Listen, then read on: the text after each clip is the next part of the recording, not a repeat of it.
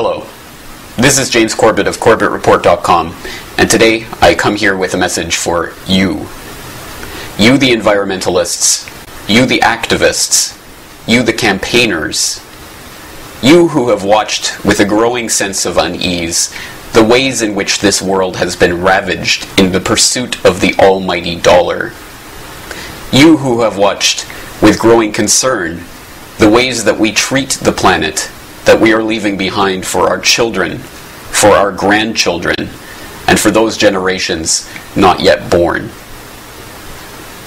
This is a message not of divisiveness, but one of cooperation and unity.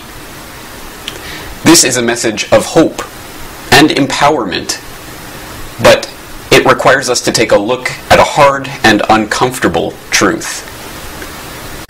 Your movement has been usurped by the very same financial interests you thought you were fighting against. You have suspected as much for years.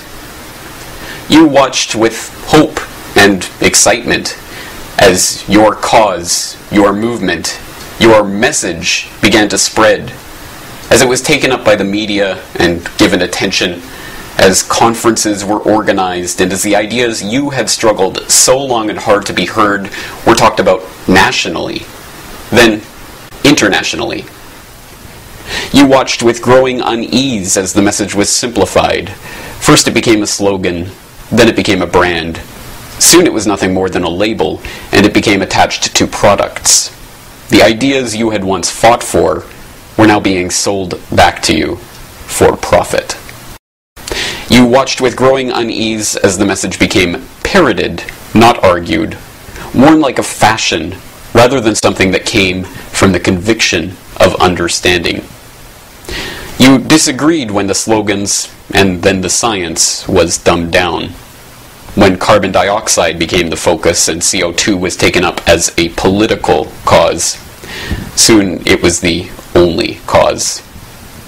You knew that Al Gore was not a scientist, that his evidence was factually incorrect, that the movement was being taken over by a cause that was not your own, one that relied on beliefs you did not share to propose a solution you did not want.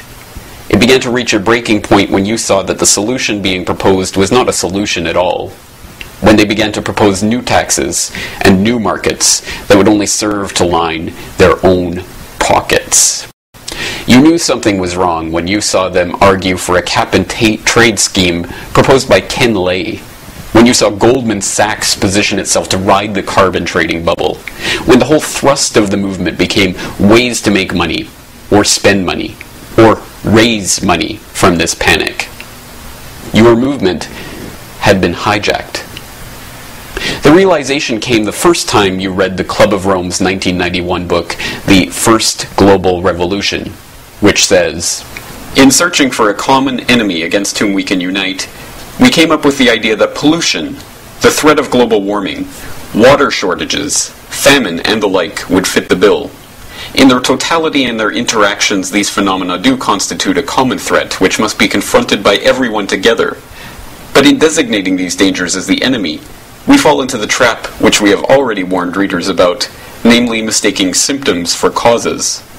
All these dangers are caused by human intervention in natural processes, and it is only through changed attitudes and behavior that they can be overcome. The real enemy, then, is humanity itself." And when you looked at the Club of Rome's elite member roster, and when you learned about eugenics and the Rockefeller ties to the Kaiser Wilhelm Institute, and the practice of crypto-eugenics and the rise of the overpopulation fear-mongering and the call by elitist after elitist after elitist to cull the world population. Still, you wanted to believe that there was some basis of truth, something real and valuable in the single-minded obsession of the hijacked environmental movement with man-made global warming. Now, in November 2009, the last traces of doubt have been removed.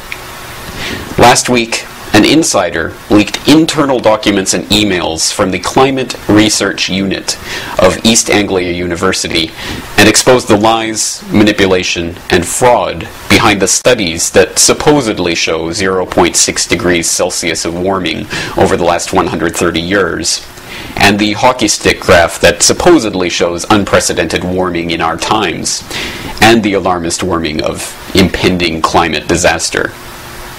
We now know that they wrote programming notes in their own source code of their own climate models, admitting that results were being manually adjusted.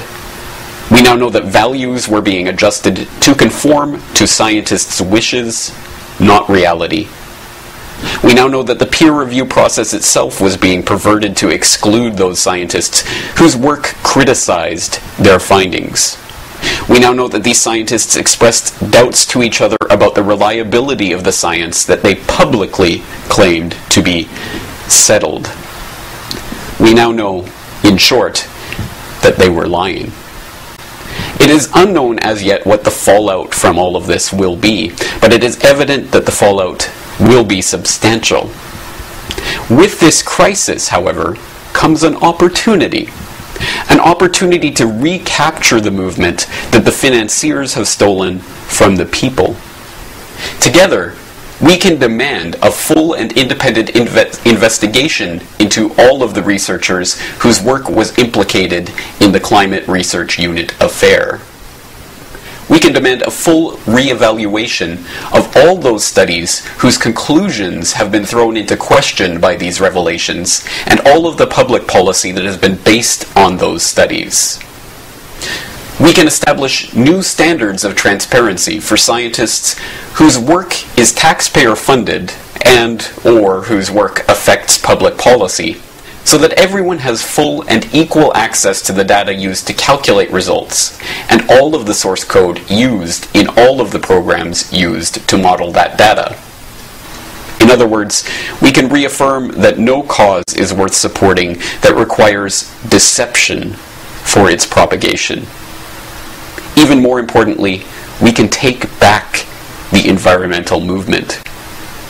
We can begin to concentrate on the serious questions that need to be asked about the genetic engineering technology whereby hybrid organisms and new, never-before-seen proteins are being released into the biosphere in a giant, uncontrolled experiment that threatens the very genome of life on this planet.